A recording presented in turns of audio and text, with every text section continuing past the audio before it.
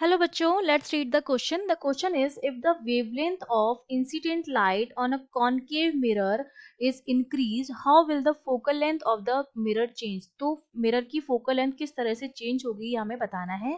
तो देखिए इस क्वेश्चन को सॉल्व करने के लिए हमारा जो की कॉन्सेप्ट रहेगा वो हमारा क्या रहेगा। जब हम कॉन्केव मिरर की बात कर रहे हैं, ठीक है, इस तरह से हमारा मिरर है, ठीक है।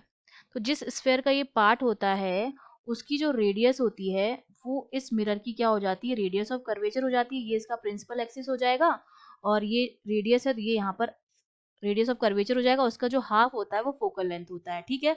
तो बेसिकली जो फोकल लेंथ होती है मिरर की that is r/2। Radius of curvature की जो हाफ होती है वो हमारी फोकल लेंथ होती है।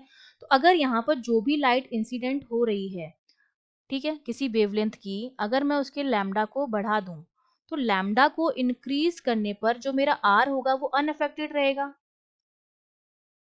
ठीक है। क्योंकि आर रेडियस ऑफ कर्वेचर है, वो डिपेंड कर रहा है किस पर, वो डिपेंड कर रहा है कि हमने किस स्फेयर का वो कॉन्वेक्स मिरर बनाया है। तो वो तो चेंज होगा नहीं, लैम्डा के चेंज होने से आर चेंज होगा नहीं। और अगर आर चेंज नहीं होगा तो मेरा जो एफ है वो भी क्या रहेगा, अनचेंज रहेगा, ठीक है। क्योंकि वो आर पर ही डिपेंड कर रहा है। अगर आर में किसी तरह का चेंज नहीं आएगा, टू वैसे ही क्या है, कांस्टेंट है, नंबर है, और आर भी आपका कांस्टेंट हो गया, चेंज नहीं हो रहा है, तो जो फोकल लेंथ होगी आपकी वो भी चेंज नहीं होगी। तो वेवलेंथ को हम चाहे इंक्रीज करें या डिक्रीज करें, मिरर की फोकल लेंथ पर किसी तरह का कोई इफेक्ट नहीं पड़ेगा, ठीक है। फोकल लेंथ जो होगी वो अनचेंज रहेगी, उस पर कोई इफेक्ट नहीं पड़ेगा, बिकॉज वो डिपेंड कर रही है रेडियस ऑफ कर्वेचर पर, और रेडियस ऑफ कर्वेचर चेंज नहीं होगा टू इंक्रीज और डिक्रीज लैम्डा।